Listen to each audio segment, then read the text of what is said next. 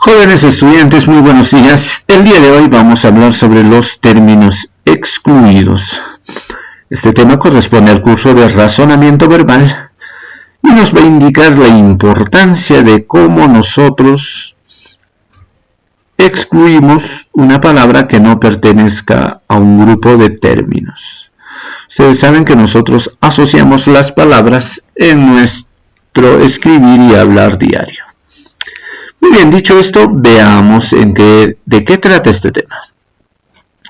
A manera de introducción, ¿no? Vamos a decir que los ejercicios de término excluido son formas evaluativas que permiten medir con un elevado nivel de eficiencia nuestra capacidad de discernimiento en el uso de las palabras, ¿no?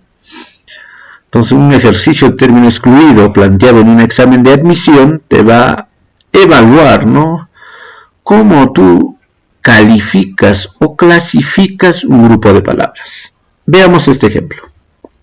Nos ponen imágenes, ¿no? Aquí tenemos una naranja, un nabo, una manzana, una pera y un plátano. Nosotros agrupamos a todas estas palabras indicando de que son frutas. Pero al momento de excluir un término nos vamos a dar cuenta de que el nabo no es una fruta, es una verdura, ¿no? Entonces así nosotros mostramos nuestra capacidad de discernir sobre el uso de un grupo de palabras. Muy bien, para empezar con el tema tenemos que conocer qué es el campo semántico y qué son los semas, ¿ya? Primeramente vamos a ver qué es el campo semántico, ¿no? ¿A qué se llama campo semántico? Por ejemplo, aquí te dan la palabra aeropuerto y acá vemos maleta, avión y piloto, ¿no? El campo semántico referido a aeropuerto involucra las palabras maleta, piloto y avión. Entonces y no solamente estas, no pueden haber más, como azafata, como boleto, pasajero, ala, motor, ventana, bolsa de viaje, etcétera, ¿no?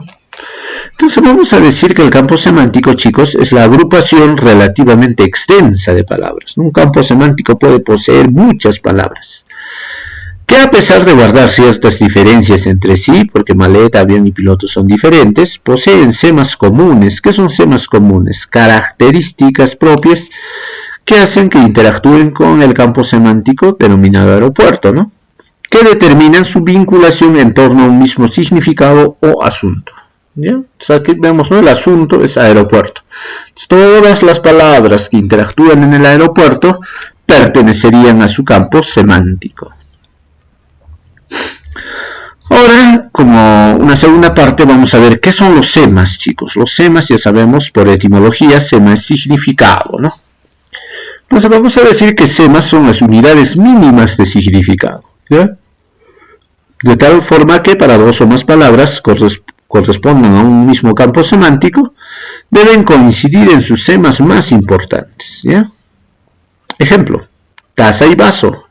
Ambos son recipientes, están hechos de diferente material y presentan diferentes características, ¿no?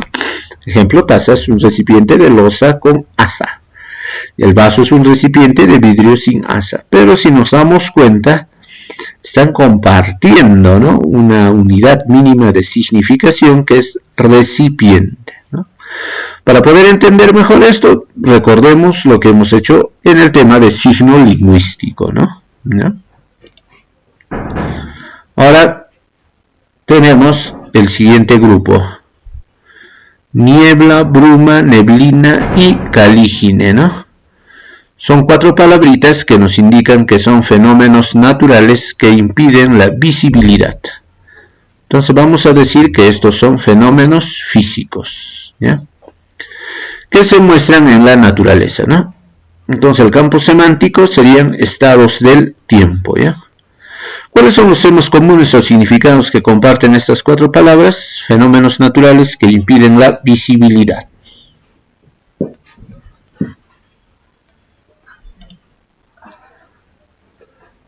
Muy bien, ahora continuando, vamos a definir qué es un ejercicio de término excluido.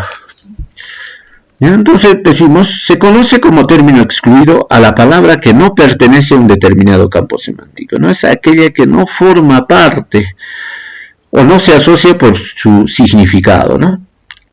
Y que sí pertenecen el resto de términos propuestos, ¿no? Y al que sí pertenecen, o sea, las 4 otras palabras sí tienen que pertenecer al campo semántico. Ejemplo. Aquí tenemos 5 palabritas: física, química, historia, biología y astrología.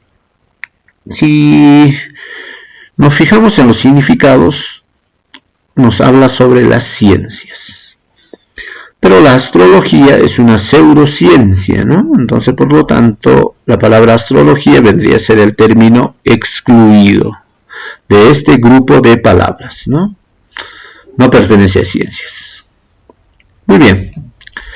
Ahora veamos la estructura de un ejercicio de término excluido, chicos, ¿no? Está integrado por 2 partes, ¿no? Una premisa que va escrita con mayúsculas en la parte superior, premisa, también puede decírsele palabra base, y un conjunto de 5 opciones, ¿no? Que son las alternativas, ¿no? Ahora, dentro de estas alternativas hay una que no va a ser pertinente, ¿no? O sea, es el término excluido. Ejemplo, tenemos aquí la premisa, pláceme, ¿no? Premisa. Y tenemos las alternativas, enhorabuena, congratulación, para bien, felicitación y ditirambo. Todas estas alternativas, incluida la premisa, nos habla de los buenos deseos, ¿no? De los buenos deseos que tiene uno con otro. Pero la palabra ditirambo es una alabanza exagerada, ¿no? También se refiere a una forma poética antigua. Entonces, esta palabrita no tiene nada que ver con buenos deseos, por lo tanto, es el término excluido. Muy bien. Ahora veamos los tipos de ejercicios de término excluido. Existen 2 formas, ¿no? A de tipo semántico, ¿ya? Cuando se refiere al significado. Ejemplo, tenemos este ejercicio que nos presenta como premisa la palabra ileso. Y nos da las alternativas incólume, indemne, intacto, íntegro, inerme. Nosotros, al ver las palabras y definir sus significados, vamos a decir de que el campo semántico alude a algo que no está dañado o está completo, ¿no? Sin daño, sin menoscabo. Ya menoscabo también significa daño, ¿no? Maltrato. Pero ojo, la alternativa E, inerme, es el término excluido porque inerme no guarda relación con algo que no está dañado, sino inerme significa que está sin armas o está desarmado, ¿no? Entonces por eso eliminamos la alternativa E. Ahora el otro criterio es el criterio lógico, ¿no? El tipo lógico. Aquí, chicos, en la mayoría de casos no te van a presentar premisa, ¿no? Solamente te dan las alternativas y te van a decir, elimina el término que no corresponde o no guarda relación con los demás, ¿no? Ejemplo, acá tenemos bisturí, escalpelo, tijeras, aguja y estetoscopio. Si nos damos cuenta, todos estos son instrumentos que utiliza un médico, ¿no? Pero vayamos al campo semántico, ¿no? Dice que son instrumentos que se emplean para intervenciones quirúrgicas. El bisturí está dentro de la cirugía, ¿no? Escalpelo también, las tijeras también, la aguja también. Pero el estetoscopio también es un instrumento que lo utiliza el médico, pero no se usa en una intervención quirúrgica, sino se utiliza para revisar al paciente, para auscultar al paciente, ¿no? Para dar un diagnóstico al paciente. Muy bien, método de solución. Ahora veamos, hay que plantear, ¿no? Una secuencia de pasos para resolver un ejercicio. Paso número 1. Definir con precisión el significado de la premisa. Relacionarla con las opciones propuestas. Muy bien. Si nosotros no conocemos el significado de la premisa, tenemos que ver las alternativas. Siempre va a haber una palabra sobre la cual nosotros tengamos una idea. Paso 2. Identificar el campo semántico determinado con la premisa. Ojo, chicos, campo semántico, ¿no? Ya lo hemos visto antes. Y verificar cuáles son los términos cuyos significados se conectan entre sí con la palabra principal, ¿no? Ya, chicos, se conectan entre sí. Y número 3, excluir aquel término cuyo significado no se conecta ni con el encabezado ni con el resto de vocablos, ¿no? Si definimos el significado de la premisa, vemos el campo semántico y eliminamos la alternativa idónea. Ejemplo, chicos, aplicando el método de solución, ¿no? Nos da este ejercicio, abogado. Y nos da las alternativas de recurso, dictamen, demanda, código y apelación, ¿no? Entonces vamos a aplicar lo que anteriormente hemos dicho. Número 1. Definimos qué es abogado, ¿no? Abogado es un licenciado en Derecho que se dedica a defender en juicio los derechos e intereses de los litigantes y dar una opinión sobre cuestiones judiciales, ¿ya? Ya estamos definiendo qué es el abogado, ¿no? Ahora veamos las alternativas: recurso, dictamen, demanda, código, apelación. ¿Se vinculan con abogado? Sí, ¿no? Entonces vamos a ver qué dice, ¿no? Los vocablos recurso, demanda, apelación y código están vinculados con el quehacer jurídico o la dinámica procesal del hombre de derecho que ejerce la defensa, ¿no? Recurso, demanda, código y apelación se asocian al término abogado. Pero ¿qué pasa con dictamen, no? Dictamen, sin embargo, hace referencia a una actividad que corresponde propiamente a un fiscal, ¿no? Recordemos que el fiscal siempre es la parte que se opone a la defensa, ¿no? Entonces tenemos que eliminar la alternativa B. La respuesta sería B, dictamen, ¿no? Porque eso pertenece al fiscal. Y recurso, demanda, código y apelación sí pertenecen a la función del abogado.